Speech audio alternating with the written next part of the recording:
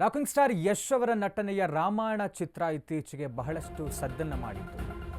ಇದೀಗ ಯಶ್ ನಟನೆಯ ರಾಮಾಯಣ ಚಿತ್ರಕ್ಕೆ ಸಂಕಷ್ಟ ಎದುರಾಗ್ತಾ ಇದೆಯಾ ಅಂತ. ರಾಮಾಯಣ ಸಿನಿಮಾದ ನಟನಿಂದಲೇ ಕಂಟಕ ಎದುರಾಗ್ತಾ ಇರುವಂಥದ್ದು. ಸಿನಿಮಾ ಶೂಟಿಂಗ್ ಆರಂಭಕ್ಕೂ ಮುನ್ನ ಅಪಸ್ವರ ಎದ್ದಿದೆ. ಸೋಷಿಯಲ್ ಮೀಡಿಯಾದಲ್ಲಿ ಶುರು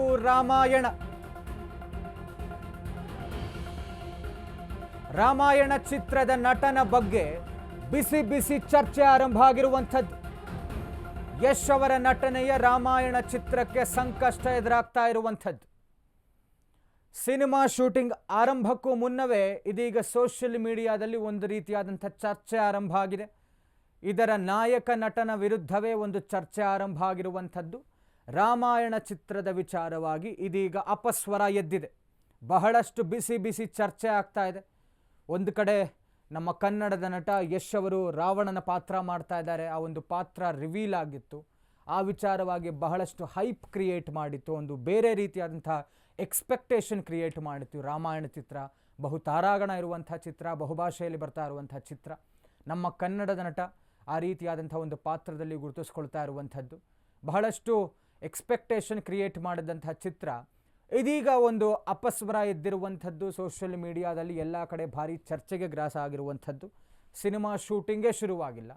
ಇದಕ್ಕೂ ಮುನ್ನವೇ ಇದೀಗ ಈ ಒಂದು ಚಿತ್ರಕ್ಕೆ ಏನಾದರೂ ತೊಂದರೆ ಆಗುತ್ತಾ ಅನ್ನುವಂಥ ಒಂದು ಚರ್ಚೆ ಆಗ್ತಾ ಇದೆ. ಅದು ಆ ಚಿತ್ರದ ನಟನಿಂದಲೇ ಒಂದು ಕಂಟಕ ಎದುರಾಗ್ತಾ ಇರುವಂಥದ್ದು.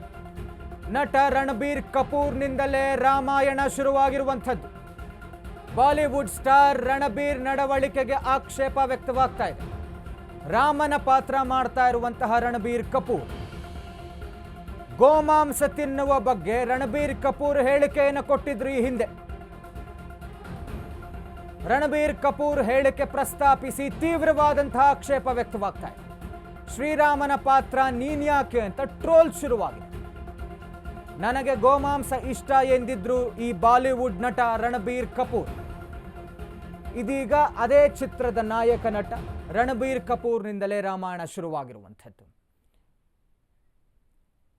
Red meat. Yeah. I'm a big beef guy.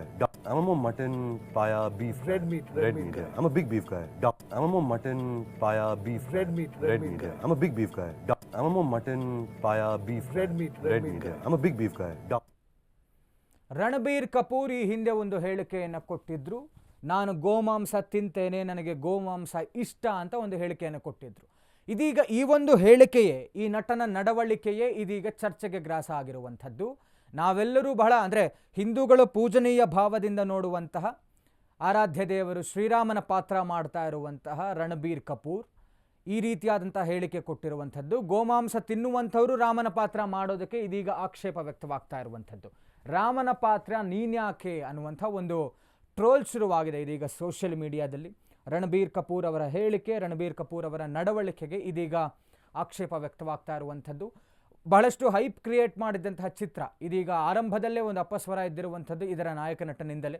Ranbir Kapoor ವಿಚಾರವಾಗಿ ಅವರು ಗೋಮಾಂಸ ತಿನ್ನುವವರು ರಾಮನ ಪಾತ್ರವನ್ನು ಹೇಗೆ ಮಾಡ್ತಾರೆ, ಇವ್ರಿಗೆ ಯಾಕೆ ರಾಮನ ಪಾತ್ರ ಅನ್ನುವಂಥ ನಿಟ್ಟಿನಲ್ಲಿ ಇದೀಗ ರಣಬೀರ್ ಕಪೂರ್ ಅವರ ವಿರುದ್ಧ ಟ್ರೋಲ್ಸ್ ಶುರುವಾಗಿದೆ. ಬಹಳಷ್ಟು ಚರ್ಚೆಗಳಾಗ್ತಾ ಇದೆ.